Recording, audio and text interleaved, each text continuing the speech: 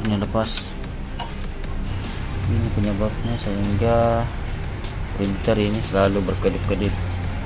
Jadi kita akan sambung dulu posisi, kita mencari dulu posisi sensornya ini kemana.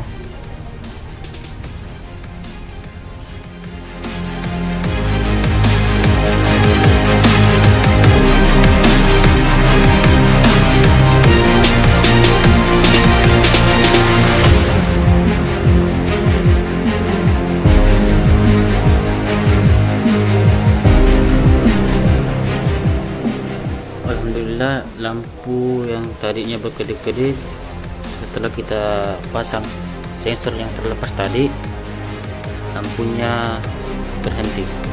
Alhamdulillah. Ini kita langsung saja tes.